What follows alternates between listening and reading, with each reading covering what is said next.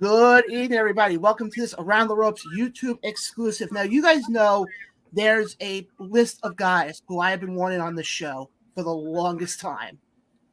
And one of them is on with us right now. I would put him personally on my Mount Rushmore of independent wrestling in the Northeast. The guy is everywhere. He is the All-Father. He is your longest reigning two-time, not one, but two-time BCW World Heavyweight Champion, the one, the only, the All-Father himself, Darius Carter. What's going on, Darius? How you doing? Two-time BCW World Heavyweight Champion. Well said, well stated. Very glad it came from your lips. And yeah, I am here. Glad to be here. I know it's been a long time coming. I know we've been trying to work it out and put it on the calendar and get it done. And here we are. The All-Father in all of his glory, with so much for us to discuss, so much coming up. By the way, 363 days. We're coming on a full year now with me being BCW World Heavyweight Champion. So my first run was 1,227 days, and I'm already breaking a year in my second run. I'm gonna break my own record. I'm gonna beat my own record. It's amazing. It's beautiful. Like I said, I've seen you wrestle now for BCW quite a bit. And what I said before about the Mount Rushmore about independent wrestling, I think I could also say the Mount Rushmore of BCW. Because when you think of breed combination, the first person anybody thinks of, I don't care where they are in the Northeast, is yourself. That's how it is. And that's how it has to be. And that's what it means to be a company carrier. That's what it means to be a brand man. You know, a lot of people don't understand that. A lot of people want to carry a championship. They want to be a title holder. They want to be called champion. But they don't want to put in the work that it takes to be champion. It's not just going out in the ring and having good matches and all that. It's what you do behind the scenes. It's you got to show up to the photo shoots. You have to do the promos. You have to do the interviews, the podcasts. You have to do the promotion as well. You have to be the top promoting person. You know, that's the job, the mantle that I have taken on. And I take it on for multiple companies at a time. It's wild to me because I don't see anybody else doing it like that. You know, you can say what you want about people blowing up and having these moments, but where do you really see people holding down companies the way that I am? We're talking about becoming a top person and then helping that company become bigger, helping more people talk about it. Of course, in turn, it helps me, but that's what business is. Business is give to receive. And that's what I do for these promotions. BCW, think about where we were, 6-7 years ago. And now BCW is having Queen of the North 5. They're all, almost all women's show before I came around. But, these are the things we're talking about. We're talking about making moves. We're talking about expanding. We're talking about having annual events, that people recognize, that people know about. That's building a company. A lot of companies don't make it that long. They don't make it to 6-7 years. They don't have anniversary shows like that, especially with the pandemic. BCW made it through. BCW made it through because they had a champion that they could rely on. They had somebody that would pick up the back end. I wasn't waiting just for them to do their part. I did my end. I kept the float alive. I kept the boat sailing. I kept staying at the helm. And here we are today. Marina had it briefly. We made sure this thing came right back home. And here we are. And believe me, I remember that first run you had, and it was historical. And we said it before we started recording. You said it beforehand. You're probably going to break that record at this point because, to be honest, unless Anthony Cole brings in a big name, or you happen to have an off night, which I don't think you're going to. I don't see anybody. We talk about a big name, or however you want to bold it, underline it, italicize it. That's great, but that big name would have to come back. You beat Darius Carter. Let's say you become the lucky one. Let's say you get me on a night. Let's say you are fortuitous on that one occasion. You have to come back and defend the title. Marina had one night One night where she got the edge over me. One night where she trapped me. One night where by submission she prevailed. It is what it is. But a champion of my caliber, I should have had a rematch effective immediately. Marina, I knew that she would never be able to get me again. And that's a fact. That's a fact. She'll never be able to get me again. I don't care that she's in AEW. I don't care what she's doing over there. I don't care who she's choking out, who she's power bombing. I see it. I watch it. But she's not able to beat me again. She knew that. And that's why she mailed the championship back instead of showed up and completed the date, completed the obligation, defended the championship against me in a rematch so I could put her down. She came back to wrestle Brandon Kirk. She didn't come back to wrestle me. Come on. Think about it. It's not my mistake. Well, let me ask you this. Do you think she was afraid? It's not about afraid. Marina's not afraid. I'm not going to sit here and blemish her character. I'm not saying she's afraid. I think she's smart. I think she knew in our match that I took her to a limit that nobody else had. Marina Shafir's matches had been maybe 4 or 5 minutes before that of her just crushing people, her just killing these girls. That's what it is. Girls were literally afraid to wrestle her because they knew that they weren't going to be able to stack up. They knew their style wasn't going to mesh. These high-flying girls, the lucha style, all these things these girls are trying to do against Marina, it's not going to work. So it's not about Marina being afraid. It's that she was smart. I was in there slapping her in the face. I was in there putting her in sleeper holds. I was in there putting her through the limits, putting her through the ringer, raking her through the coals. Let's not forget about that. People talk about the ending, but if you talk about that match, let's talk about how Marina, and even to this day, nobody has pushed Marina to the brink like I did. I pushed her to the edge, and she was teetering off the cliff. Half her foot was off. She almost fell. She had the skill to catch herself in the last moment. She prevailed. Great for her. But she knows as well as I do that I can push her off that cliff. And I may be the one person on this planet that can do it, but I can do it. And it's as simple as that. Well, I've noticed it not only just with Marina, but with anybody you face for that title. Even go back to the show that BCW did back in January, where it was you and Jay Bougie, you and the tag team match on that show to open up the show. And even I think the best way I can say it doesn't matter who you're in the ring with. It could be somebody on the level of Marina Shafir. It could be on the level of somebody of Jay Bougie. It could be on some. It doesn't matter. You push everybody to their limit. That's the objective. And those are the people that I idolized, I emulated. You know, that's me instilling that. That's being instilled in me. Watching, again, Ric Flair and what he did. Ric Flair did the same thing. With everybody he wrestled, he'd bring out the best in them. You know, William Regal brings out that style in people. He makes you adjust in a way that other people, it brings out a lot in you. It brings out the fight in you. Ultimo Dragon wasn't having matches with anyone else the way that he was with William Regal. Rey Mysterio at the time in WCW. William Regal could wrestle a larger man. He could wrestle a cruiserweight. He could wrestle another brawler, another technical guy. He was adaptable. So those are the things that I picked up. Nick Bockwinkel could wrestle anybody. He knew how to move in the ring. He knew how to catch you. He was a thinking man's wrestler. That's the style that I emulated. And, of course, I make it my own.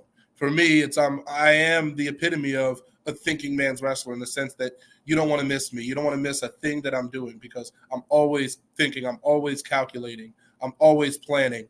In the ring, every moment means something. I'm never wasting a breath. I'm never wasting a step. And again, those are the things that I learned from watching my favorites over and over again. You never saw wasted motion with Ric Flair. Never saw wasted motion with Bockwinkel. Never saw wasted motion with William Regal, with Billy Robinson. When he caught you, he caught you. When he hit you, he hit you. And it was great to watch because people had to survive out there. That's what it is with me. You got to survive. I'm not gonna let you breathe. I'm not gonna make this easy for you. This is a competition. I have to win. I have a championship to retain. And that's what Marina saw. Watch that match. Look at how she was. That girl did not come in the same way that she went out. No. Let's look at that. Look at how she was. She was beaten. She was weathered. She was tattered. She was put through the ringer by Darius Carter. Let's talk about that.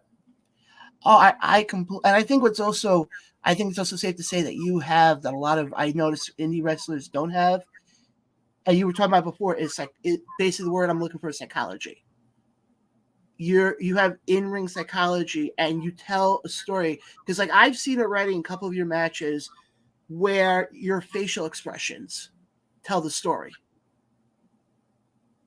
and that's just me giving you your flowers now, because you are, I said this before and I'll say this again, you are one of the best right now in the Northeast. I think it's bigger than that, man. It is bigger than that. It's bigger than being one of the best in the Northeast. I've been one of the best in the Northeast. We've known that. That's an established fact. That's not an opinion anymore. What for me is the discussion point is that I'm one of the best in the world, that I rank on a worldly level, that it's not just a PWI thing. And PWI recognizes me, which is, again, the longest standing and the oldest recognized magazine in professional wrestling today, being 144, rising through the ranks. Last year, 149. Next, for the 2024 year, I know I'm going up because my year only gets better and better. I have the Super 8 coming up, about to win that again, be a 2-time Super 8 winner, the first to do it with 2 years apart. Christopher Daniels, the only other person who ever won the Super 8 twice, but it took him 4 years to come around and win it a second time. So this is history in the making. I'm making history with every step. I'm making moves with every step. I defended the championship against Mr. Ooh La La. So let's talk about that. Let's talk about the trail that I'm blazing. Let's talk about the moves that I'm making. And it's beyond Northeast. I've been getting out of the Northeast. It's not been just in this area. I just wrestled in North Carolina against Darius Lockhart at the Ashe Wrestling. Ashe. For Black History Month.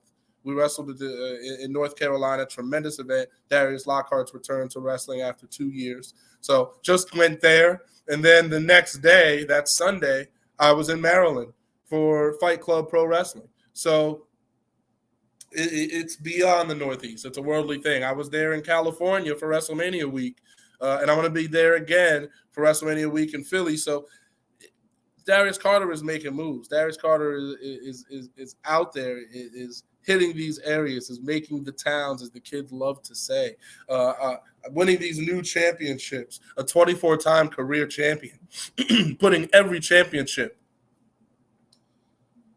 on a pedestal, raising, elevating every title and company that I touch. There's not a lot of people. I really don't think there's anybody that's doing it on that level. They go there, they have a match. That's great. That's fun. Maybe they come back. Maybe they don't. For me, I'm a stalwart. I come back. I hold my ground. I hold my spot.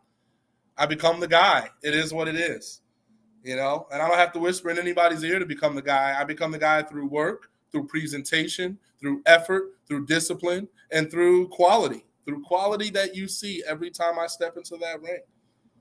Oh, I see it a lot. You mentioned you just had your match with Darius Lockhart down in North Carolina. Tell us what was that experience like, doing that show with him, with him in the ring, with the fact that it was for Black History Month.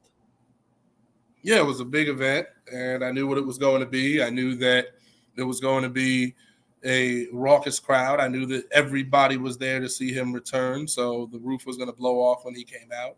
Of course, I'm used to having legions upon legions of people, crowds of all sorts and sizes, booing, jeering at me. That's what it is. That's what it's always going to be, because I am who I am, and I'm not going to pretend to be something to those people. They hate me because I'm something real that scares them. I'm something tangible that they fear. I am the truth that they try to run from and try to avoid, because ignorance is blissful. It's fun. It's cute. It's a nice life when you're ignorant. But when you accept the truth, you have to do things. You have to take responsibility. You have to look at yourself in the mirror every day. And people aren't willing to do that. They don't want to not even stress. They don't want to strive for more. They want to be where they're at. They want to coast. They want to get by, find a significant other, maybe have some kids, buy a house, work at the same job that they kind of don't like, but they work there for the money. And then you retire and then you die. That's what they do. Send their kids to school, For me, it's about creating a legacy. It's about wanting to be remembered for all time. That's how you become immortal, is by becoming someone whose name is in history books, who's every time that we discuss facts, we speak of facts, of truths, of things that happen in the world, we continue to hear that person's name. And in professional wrestling, I'm somebody whose name I want you to hear again and again when you're talking about history, when you're talking about achievements, when you're talking about things that have been done and stadiums competed in, and crowd reactions, and moments that you can't forget. Darius Carter's name should come up as many times as possible. So that's what Ashe was about. Tremendous event, tremendous show, and one of my favorite matches of recent times. Oh, I can definitely. I got a chance to actually see the match, and honestly, it was a very good match. I will say that much. I'm glad you feel that way. The biggest thing I've noticed, in watching your matches, either being for Pro Wrestling Magic or whichever company you're working with, is as soon as you go through that curtain, you get heat right away. And you don't see that a lot nowadays.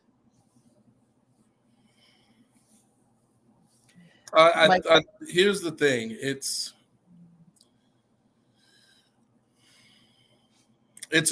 recognition and it's understanding. And people know when my music hits, they know what my music is, they know what my theme is. That's the part of being recognized. That's the point of consistency. I'm consistent. I don't think there's anybody that's been more consistent over the past several years. I mean, I'm at this over a decade, almost 14 years, we're going to say it. So it's kind of, wow. I've been at this for a while, and so when you think about it, but it's I've been through the ups and downs. I've seen it, and I've endured it all. I've never stopped. I've always continued. I've never had an off period or an off session. I did it through college. So these are the things and the sacrifices that I've made to make myself the absolute best. I've committed myself to this game in every way. My whole entire diet plan changed, of course, for myself, but for the betterment of for my body in professional wrestling, so that I can endure, so that I can live longer, last longer, contribute longer to the sport. These are the things that you have to do. You have to sacrifice. You have to give to this industry, and it's not about the industry owing you anything, but you owe it to yourself. And I'm committed to myself. I'm committed to my own successes. I hold myself accountable, and that's the things that people don't do. So I expect to be booed. I expect to be jeered, because people can't understand the depth of what I'm doing. What I'm doing is bigger than their ideas. It's bigger than them. I want the culture to be better. I want there to be a leader that'll take responsibility. I think there's a lot of displacement in the culture.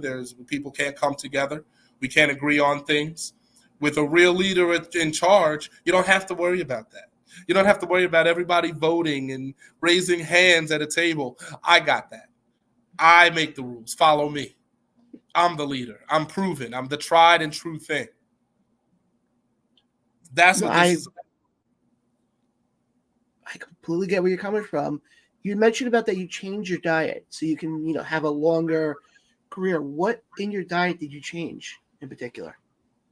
It's a meal prep delivery service, because I work in an office and I move around a lot with business and everything like that. So I have a meal prep delivery service that I've been on since actually the start of the pandemic. So it was around March of 2020. And ever since then, it comes weekly. It's they send it. They're based out of Florida. Nutrition Solutions. So Jinder Mahal used it. A lot of big name people had used it. So that had put me onto it, and I've been on that. And again, I've always been, a healthy person. I've always been very cautious of my body and things of that nature. But when you're working in an office, you don't work. You don't always eat. Eating isn't always a priority because you're moving around. You're on the phone. You're calling. You're doing the things that you have to do to keep your bank account as great as you can keep it. So you're making these moves. You're moving around. You're running around. You're not really thinking about food. You get food, grab food where you can. It's not a priority. And this diet, it's I eat the same times every day. And again, we're talking about 4 years now that I've been on this. I've seen the results. I've seen it in my body, appearance-wise. I've seen it. I felt how it is for me. My cardio has always been my best feature, and it's gotten even better. It's just things like that. You have to commit yourself to this craft. And for me, I understand that with the way that I work and the way that I move, that I'm not always going to be able to be at the gym. I'm not the biggest. I'm not a gym rat like certain people. So, and that's a great thing. And I go, but I'm not there every day. And that's not realistic for me and what I do with my business and with everything like that. So I make sure that I diet on point. I make sure that I eat right. I make sure that I don't put garbage of any kind, in my body. You can always have your occasional cheat day. Of course, it's not like you can't have some days, but we're talking about a strict regimented diet throughout, where you are allowed when you do that right, when you take care of yourself, that's when you can have those things, but that's when the diet's been all about. It's been great for me, and you got to do what works for you. But health is a must. Health is important, and even if you're healthy, that's the thing. Even it's not about you being unhealthy and then going on a diet. For me, I was healthy already. My blood tests, everything. I was always an absolute A when it came to health. But still, it was like you can do better for yourself. And like I said, I knew that I wasn't going to be able to be in the gym every day. So I said, well, I'm going to step up in my own way, and I'm going to do it this way. And a lot of people miss that. They go just to the gym, but then they eat terrible. It's not just about lifting up heavy weights. You can't do that and then live on a McDonald's diet, So, but people don't eat right. But for me, it's been great. So that's it. Nope. I definitely get where you're coming from, because I'm also kind of been on a diet and kind of been losing weight as of recent. And you kind of have to do both, because if you're going to the gym and you're not eating right, it defeats the purpose of going to the gym. Right. And I've noticed that a lot now. I mean, yes, granted, I like to be going back more often, but with everything going on and my, constant on the go, the gym usually is not really on it. But that's one thing I want to start getting better at. But I want to transition now into the Darius Carter character that we see in the ring. As far as your entrance goes, and personally, it's one of my favorite entrances to see. Was that your idea put together, or did somebody approach you with that idea? How did that whole thing come to fruition? No, that's me. That's all me. My idea is I'm very meticulous. I'm very step by step. I think that gets overused, that word, like meticulous and methodical. It's being slow isn't methodical. That's being slow. Methodical is taking your steps, is going through the movements of it. Is every motion is okay. The guy tilts himself to the side, and maybe you stomp on him a certain way. Oh, okay. You're waiting for them to maneuver them to put themselves in a certain position so you can take advantage. Those are the types of things that are methodical. Slow is slow, and it's not that slow is bad. It's just if you give somebody a back club and then you just stand there, that's not methodical. That's slow. Methodical is giving someone a back club and watching them open themselves up for something else, and then taking advantage of that And now here you go. Now, oh, that's methodical. He's letting the person kind of to open themselves up so he can tear them apart. Just to put that out there. So that's the style that has always been important to me. But the biggest thing I've also noticed in your entrance is and you were saying about the entrance too. I know I went a little off there, so don't worry about it. You're good. But I noticed in your entrance you always try to interact with at least one fan. It's more than one. It's more than one. So let me put you. So okay. So let's talk about the psychology of it, right? Yeah. My entrance. Okay. So you have the mask, okay, the Crusade mask, which is representing the Guy Fawkes, that's representing the gunpowder plot and basically uprooting a system so that we can have better days, right? So there's that. I walk all four sides. With every entrance that I've ever done, I always walk around the ring. All right, because I want to see who I'm performing in front of. I want to see who this audience is, and I want them to see me. So I walk every side, and then I get up the apron. I do that grandiose gesture, and I wish I had lighting every single time. I wish it was paid for every single time. I totally understand, why it's not at every show because, but I also wish that it was at every show. It really should be. Production is something that should be paid for, but again, promotions will be promotions. If you don't have to do it or feel you have to do it, you're not going to do it. But I love having the lights.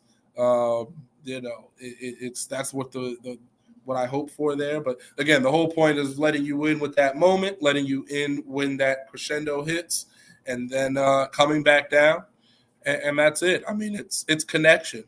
I always say that before the bell rings, you should have established who you are to the people in attendance and everybody watching. Everybody knows who I am by the end of my entrance. And it's a real testament when people know who I am at the start of it. When they hear the dun dun dun dun and they know it's me, that's a real testament. That's earned. That's equity over time. That's putting in the work.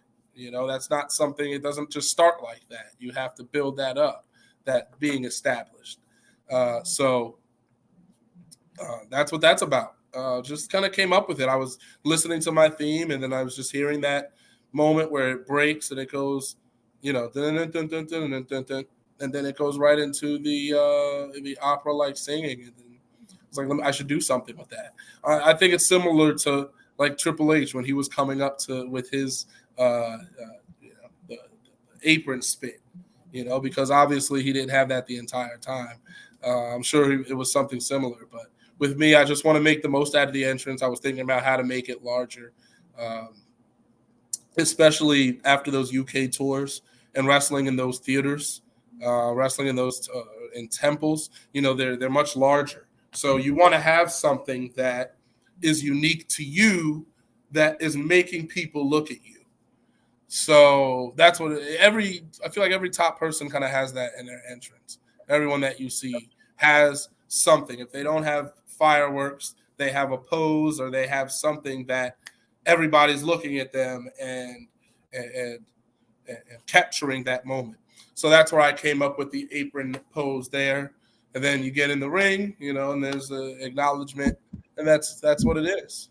That's the business of the entrance. But it's always about interaction. It's about knowing your audience, and it's about maximizing the moments that you have.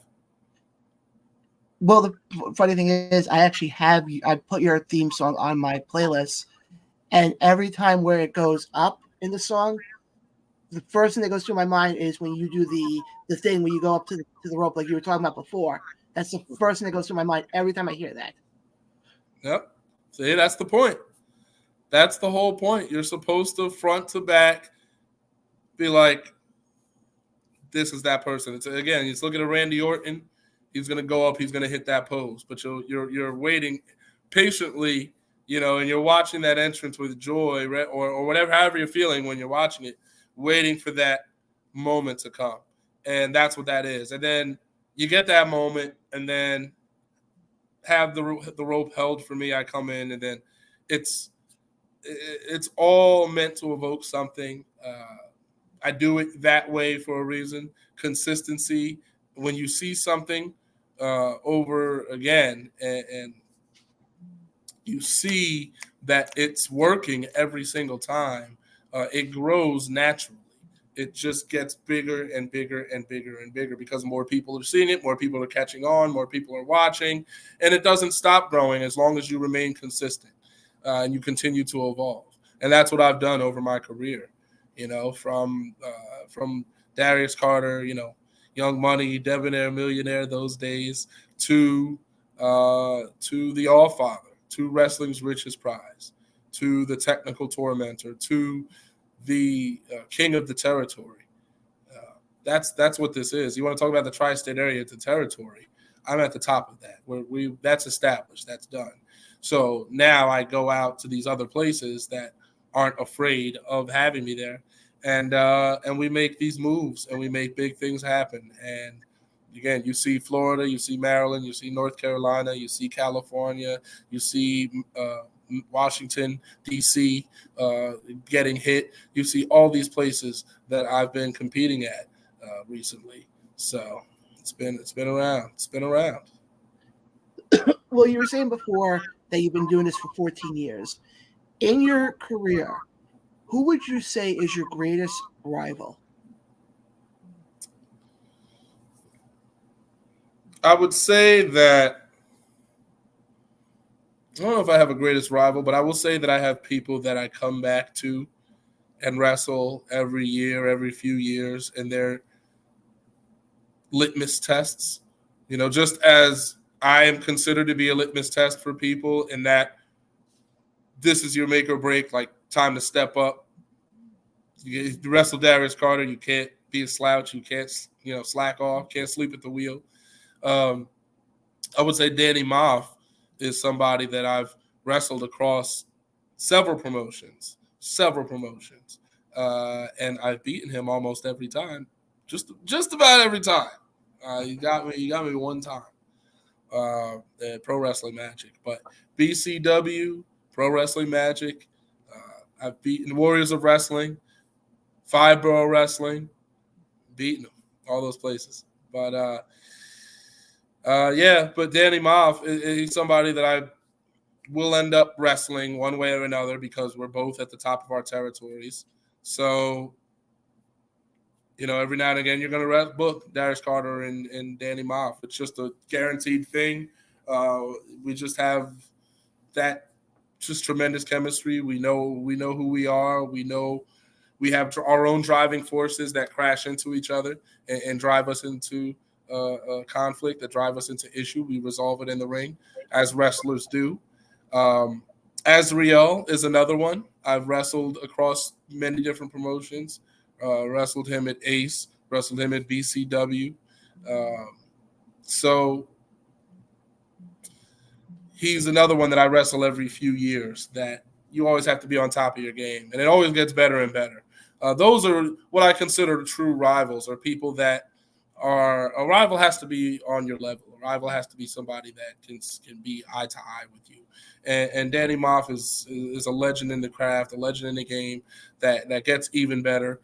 He really is fine wine, just whiskey aged and crisp. He just gets better, and I love to wrestle him every year, every few years. Or there will be times where in Pro Wrestling Magic we wrestled each other basically for a stretch. We wrestled each other multiple months in a row, and I can wrestle Moff any day, anytime. Same thing with Azriel, and these are people that people are afraid to step into the ring with. Because they make you step up. They make you move. Azriel does not allow you to sleep at the wheel. Danny Moff, you will crash, burn, and die if you try to sleep at the wheel. So these are people that make you step. You see them on the card. You see that your name is against them, and you're like, okay, I'm stepping up. Whatever I do, I'm stepping it up. If I train, if I eat right, whatever it is that I do, I'm doing more of it.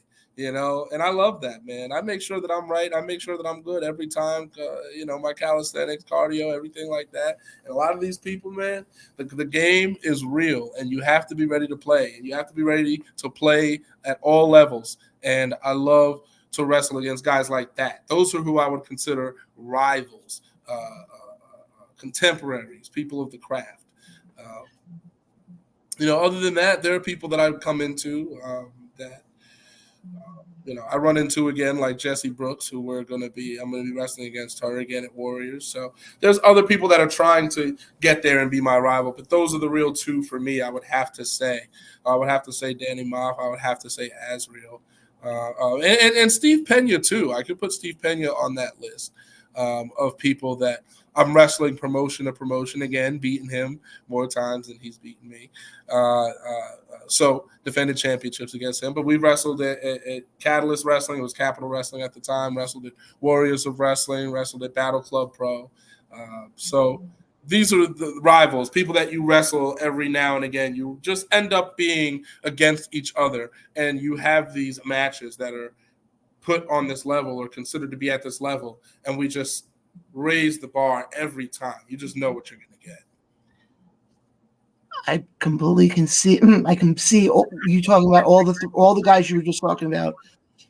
Another name I think that could get thrown in there, but I think this is more from Warriors' perspective, Warriors of Wrestling. TJ Marconi. TJ is another one, of course. TJ is another one. I mean, he's also been an ally for many years, for a while. So, I suppose we're enemies now. I suppose we're rivals now. We're not always rivals. So, it kind of is what it is. Depends on the season. But lately we've been rivals. I think TJ's smart.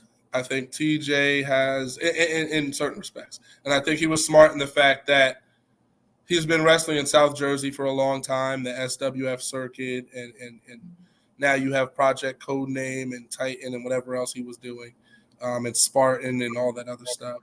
That was his region. That was his district. I've been tearing it up here, Jersey, New York. That's the regular thing, right? I basically cleaned house at Warriors. I'm basically, Infinity Ultron. Like I cleaned house, cleared the universe. It is what it is. I've beaten all the contenders that there are to beat. And I think it was smart for TJ to come back when he did. I think it was TJ. It was opportunistic because he knew that spot needed to be filled. And good for him because he is getting the reactions. People do like him. He is likable.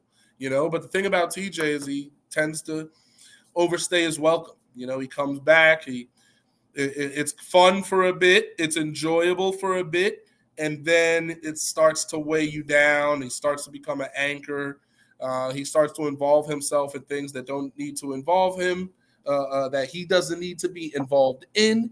TJ, you can ask anybody. TJ just becomes this unbearable weight that you have to cut loose. That's why he does this. That's why he has these sabbaticals. That's why he's at a promotion for several months at a time, and then he's not. And then he might come back, maybe he doesn't, because he can't hold it down like me. Darius Carter has been at Warriors of Wrestling since 2014 and has been there on a monthly basis. I became their most reliable guy. I came up through the ranks. No Limits champion 2 times. Second reign was for a year and 1 day. # 1 year, 1 day. 366 days. Climbed up the ladder. Won Ultimate Survival 2016. Won King of New York 2021. But before that, I was world champion in 2019. So these are the things that I did, So TJ came back. He's opportunistic. He says he's the top guy, but he's not the top guy anywhere that I see. He's not the top guy anywhere that I'm at.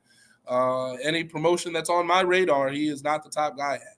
And it's no offense to him. It's not to hurt his feelings. It's just he thinks that he's bigger than he is. And that's what happens when you're someone of that size. Sometimes you have that mental giantitis where you think that you're a 8-foot tall statue. You think that you're this monumental man, and you're not.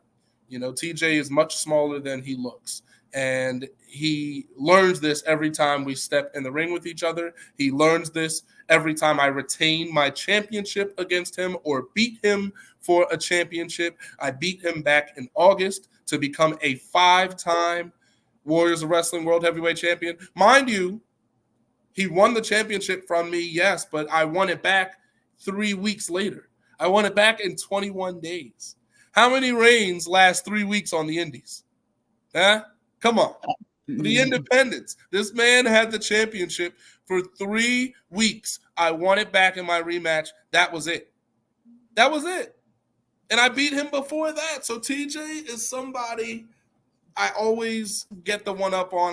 That's what I mean. It's like, okay, you're a rival, or you want to consider him a rival, but is TJ, listen, what TJ is somebody that needs to understand how this works. He's always had a problem understanding the levels of the game and where I sit and where he sits. We do not sit on the same level. So, yeah, it's hard for me to say. It's hard for me to. We have Azrael, you have Danny Moff, and then to say TJ, it's like, listen, I love TJ like a brother, I do, but TJ has to prove himself like I proved myself, like Danny Moff proves himself, like Azrael proved himself. TJ is absolutely a quality wrestler. He's absolutely a quality competitor, but the only space that him and I share where our names could be said in the same breath is Warriors of Wrestling. Other than that, and that's what I want to eliminate. That's why I want to eliminate him from Warriors. That's why I want to send him back to South Jersey, because he's overstaying his welcome. I'm the champion there. I'm the top guy. You want to take my spot? You can't hold my weight. You can't sit on the throne. You can't do what I do. You can't handle it the way that I handle it. It's too much for you. Then it's never enough for me. That's the difference. That's the difference. No, you're continuing to make your legacy and build your legacy. And want to get to another match you have coming up, actually, the end of this month. It was announced on our live podcast this past Tuesday that you are going to be challenging Rick Recon for the Ace World Heavyweight title. First of all, what was your reaction when you heard the news? I said, okay.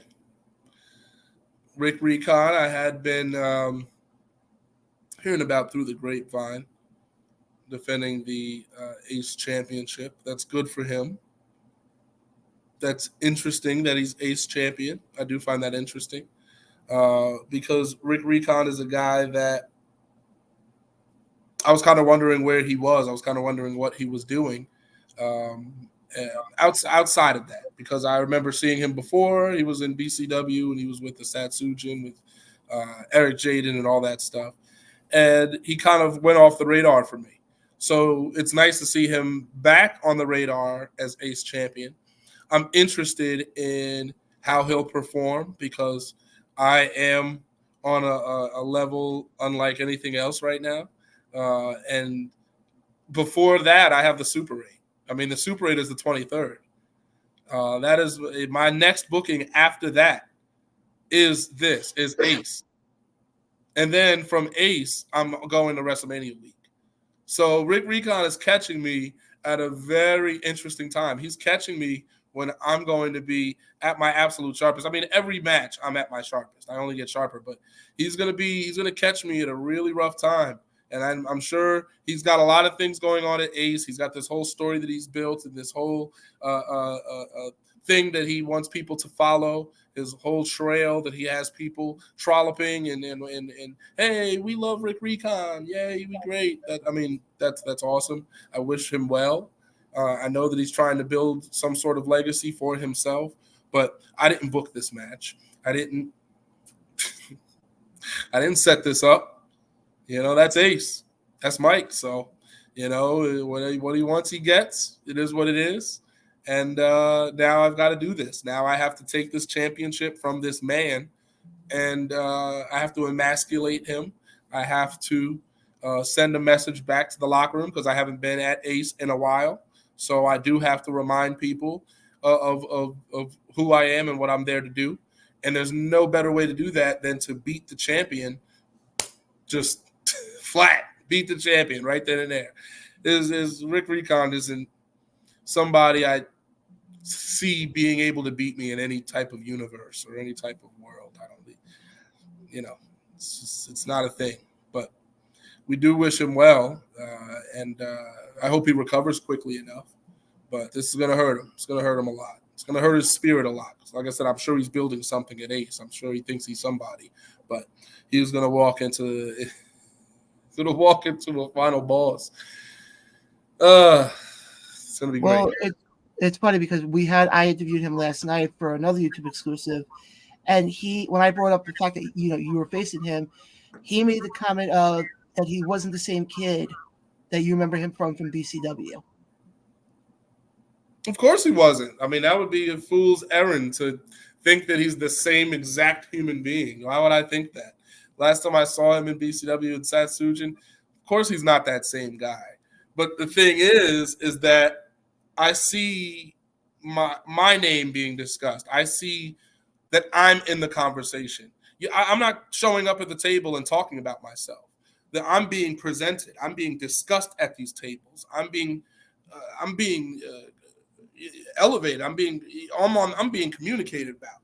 So, when it comes to Rick Recon, it's like, all right, well, how much is Rick Recon being discussed?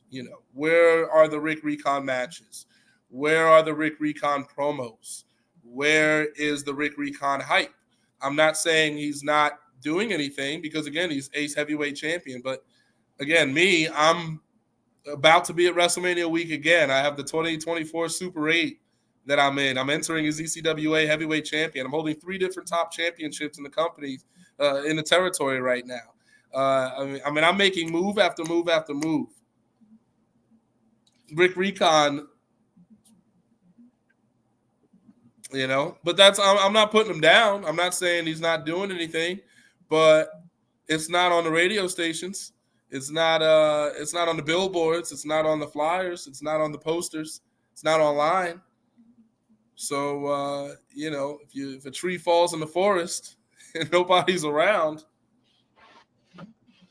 No, I completely. You tell me. You tell me, John Blaine. You're following Rick Recon. Tell me some of the things that he's done. Some of the put you in the hot seat. Some of the big achievements that he's done. The biggest thing he's accomplished was he's the standard bearer over at ISPW, but that's also probably because you haven't been there yet.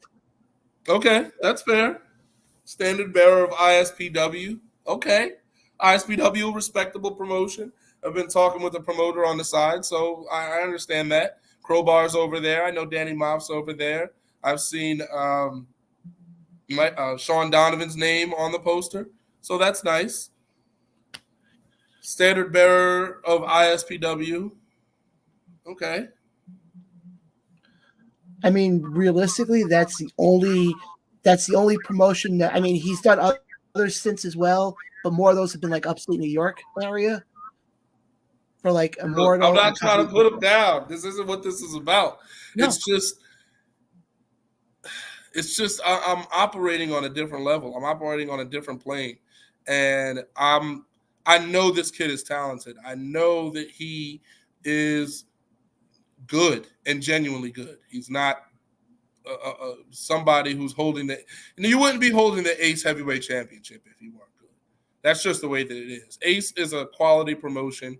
Ace is a promotion where truly the best wrestlers of this territory have stepped in an Ace ring. It's just that standard in the area. So he wouldn't be holding the championship at any point if he was a pushover, if he was somebody that wasn't of a quality of some type.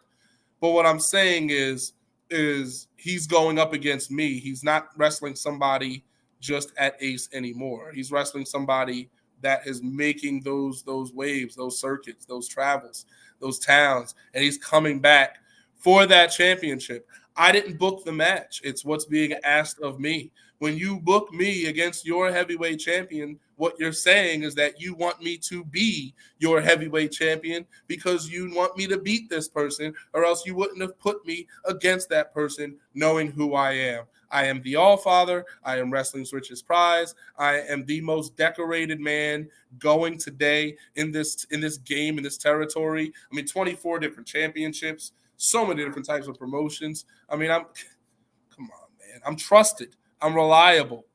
I'm valued. invaluable. And I'm going to go in there against this man, and I'm going to have to do what I have to do. I'm going to walk him to the learning tree.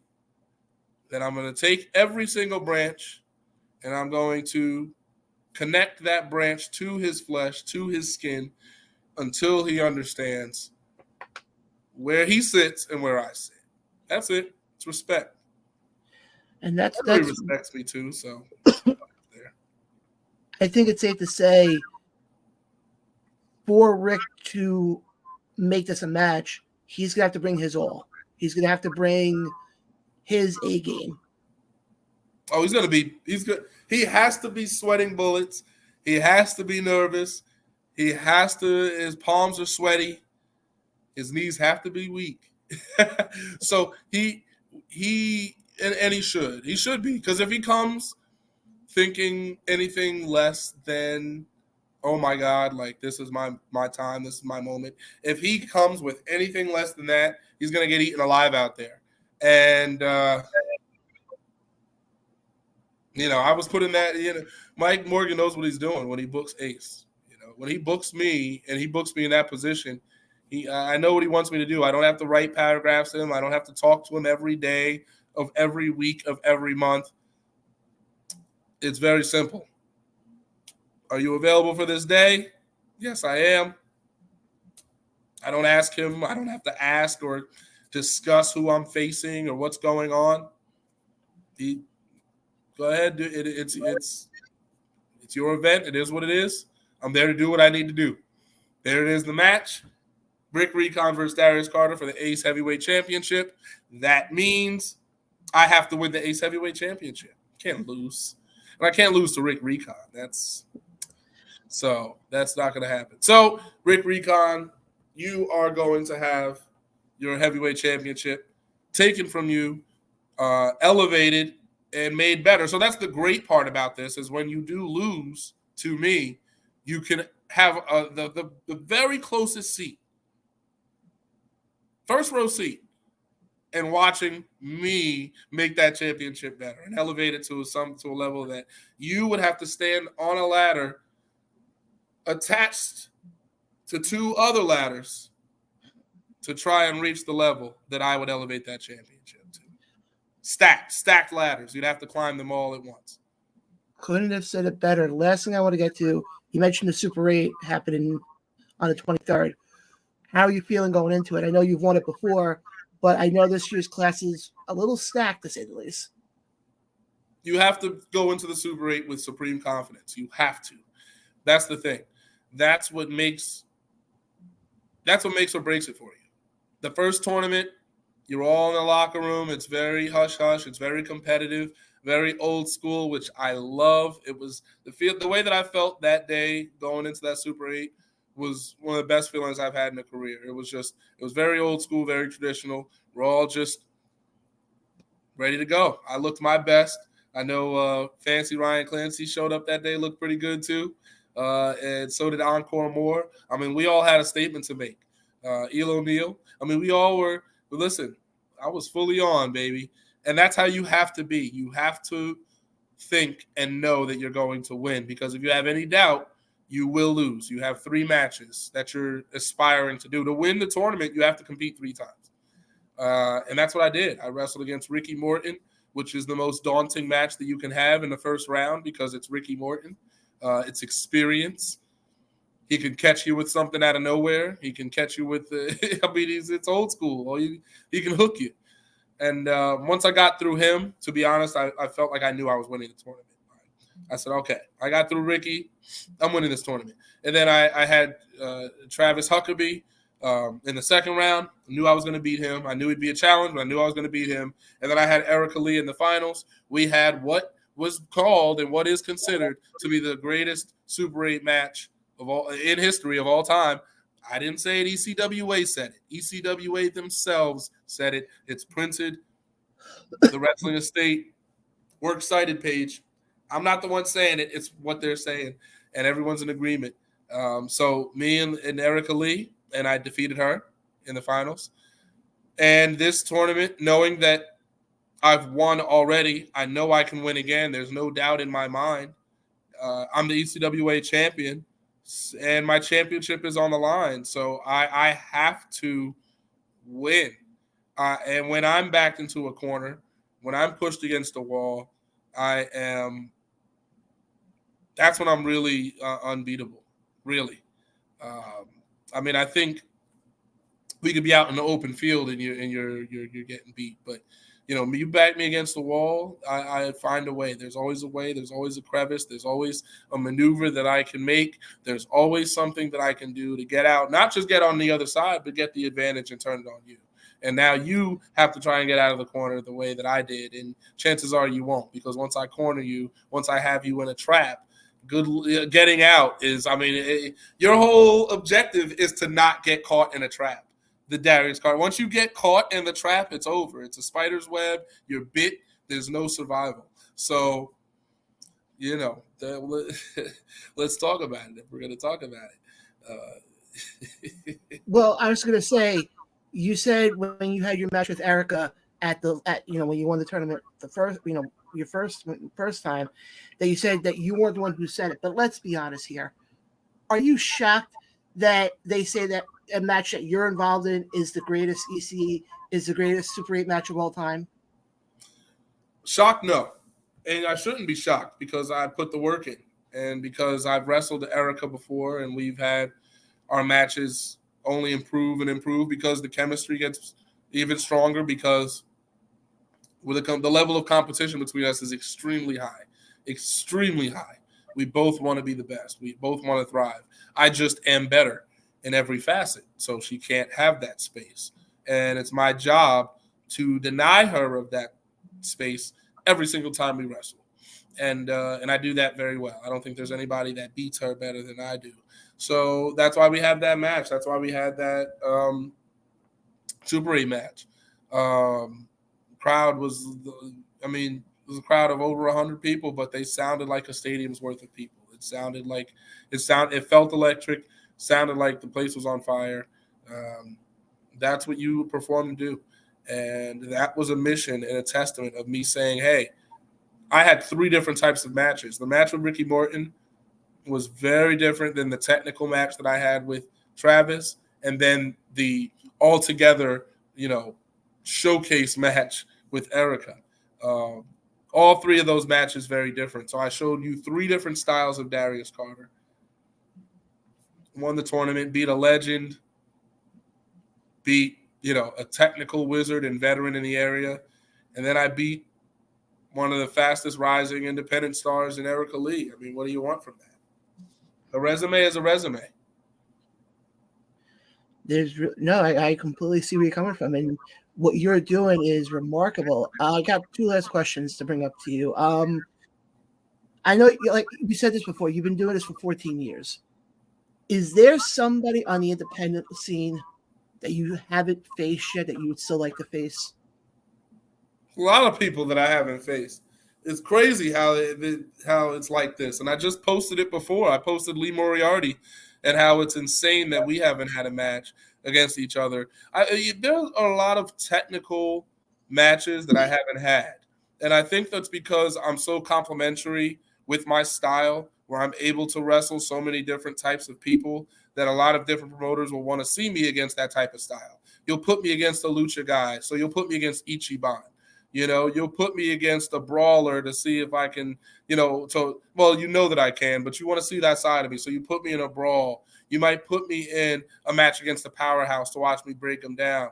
But I don't tend to get those technical matches as much as I should, and it's amazing that I don't. But the people like I had Jonathan Gresham in December, which thank you for that.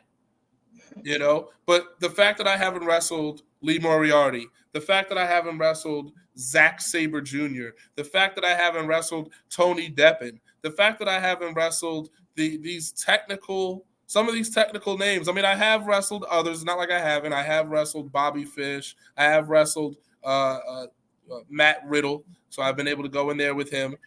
But in terms of having that list of technical wrestlers that I've been able to compete against, It's insane that I haven't had that. It's wild to me, and that's what that's the side. Everybody knows that I have it. Everybody knows that it's there. I've demonstrated it against other styles. But when you put me in there with a technical wrestler, like the magic that I can have with Jonathan Gresham is just different. And that's a magic that I wish that I could have more often. It's a very it's a very difficult thing to be a strong technical wrestler, especially in today's day and age where you can skip it. You really don't need to.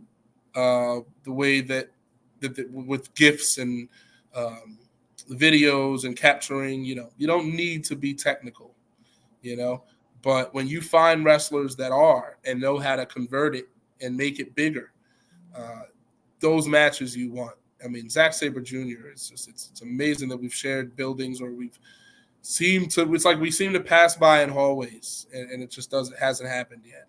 And again, Ali Moriarty, another technical wrestler that I want to get in there with. Even Darius Lockhart, we got in there. That was our second match, so it's nice to have that. But this one was a different type of match. It was his first match back, so it wasn't going to be that style.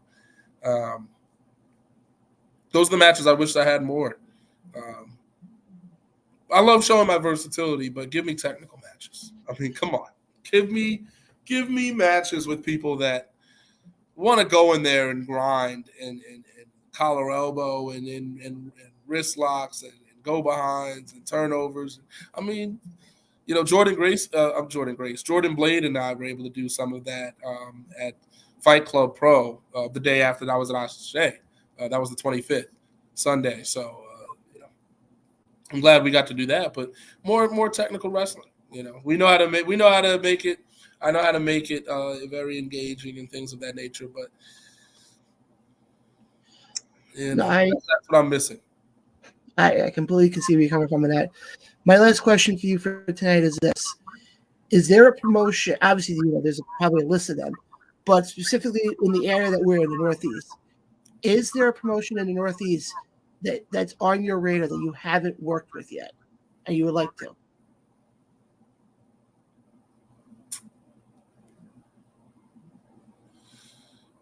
Huh. I mean, I'm pretty much working the places that I want to work at in the Northeast. There are places I'm interested in, or that if we were to cross paths and it made sense, I would absolutely love to. I mean, it's all about things making sense. It's all about things being logical for us both. And that's all it is. I would love to do, like a Wrestle Pro if it made sense for me to be a Wrestle Pro. Wrestle Pro has a lot of their own things going on. They have their long-running stories.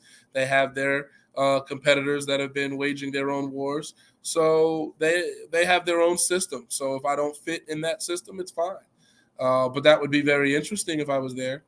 House of Glory is probably, I would say, number one in terms of what ifs, because I'm in that area, how it hasn't happened.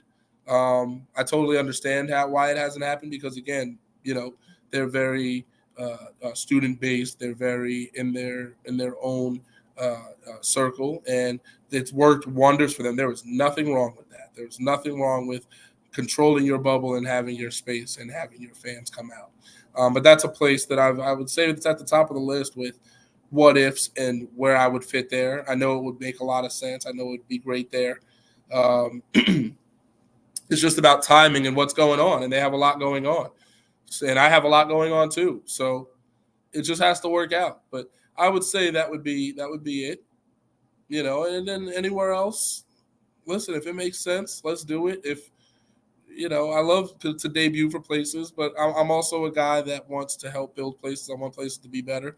So I do want things to improve. I want to wrestle at places that want the business to be better. I want to wrestle at places that want to be a better business. So if that makes any sense. So. Oh, no, that makes complete sense. I think one company that I think you would do well in is a company in upstate New York called Immortal Championship Wrestling. Called what? Immortal Championship Wrestling. Immortal, yes, I've heard about it. ICW, I've heard about it. And if it were to happen, their current champion right now is Garrett Holiday. and but with his style and your style, oh, that the crowd would be into it within 30 seconds. Listen, again, I'm open for it. I have heard of them, and it's all been positive. So if that's a promotion that's interested in having me, and we can do some business, let's do some business. Because I want to do business. I want people to be there. I want people to be in attendance. I want to be able to create something. Um, let's do it, man. I'm so easy. I'm smooth like butter, man. And that's the thing. And that's why I look at the resume. That's why I've been at those places.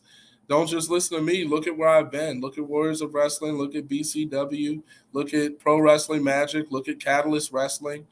Look at all these places that I've been at and how I've been there for years and years and years, how I've been a standard bearer. I don't just come and go.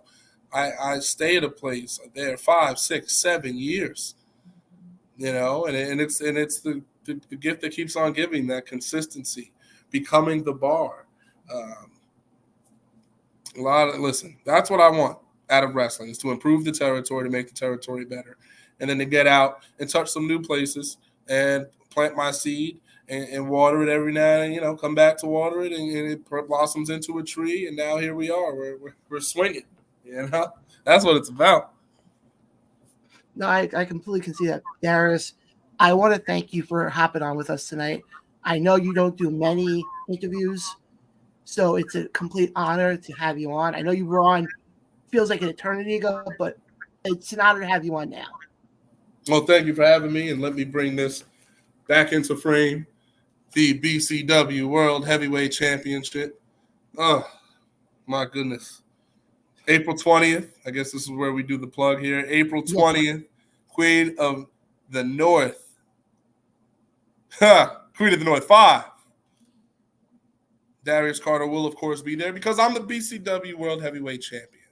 Just as I did with the first Queen of the North, I made sure the title was defended against Su Yung, and I will continue the trend. Who's next? We'll see. Su Yung, Riley Shepard. A bad man. You never know. But Darius, other than BCW, what else do you have coming up that you like to promote, and where can the fans connect with you on social media? All right, so the next show coming up is the 16th, which is Warriors of Wrestling. That's in Staten Island.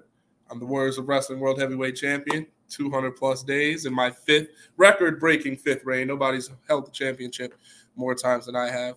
I'll be in a 6-person tag match. That's going to be great. Myself, Max Bain, Scotty Priest against TJ Marconi, Bonesaw, Jesse Brooks, and Jack Negan, newcomer at Warriors of Wrestling. So that's going to be great.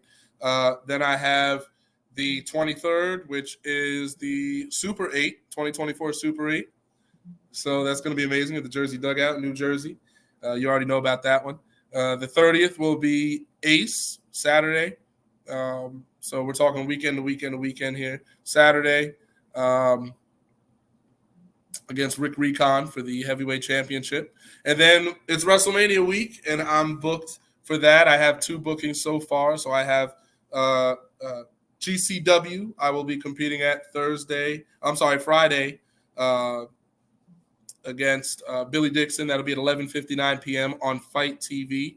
And then the next day, Saturday, 12 p.m., I will be at Thrashylvania wrestling Adam Priest for the first time on IWTV. So I'll be going from Fight TV to IWTV. If there's more opportunities out there for Darius Carter to be at WrestleMania, I will be there, and that's what there is to it. It's a beautiful thing. And it's great to be Darius Carter. Again, Darius, I appreciate you hopping on. When we have you on again, I have a feeling I'll be adding a couple more titles to your intro. What was the statement? That I have a feeling when you come back on again at some point, that I'm going to be adding a couple more titles to your intro. Oh, yeah. I'm 24-time champion now. Next time you have me on with a few more months in between, maybe we'll add 2 more. We'll see how many. We'll see. Listen, I'm not the Ace Championship is next, so that one's coming. So 25-time champion coming soon. And then we'll see what else I have. You know, we'll celebrate. We'll put the title on. We'll have a toast. It'll be great. Champagne. You never know. But again, guys, for the All Father Darius Carter, I'm John. It's been Around the Ropes, YouTube exclusive. We'll catch you guys next time.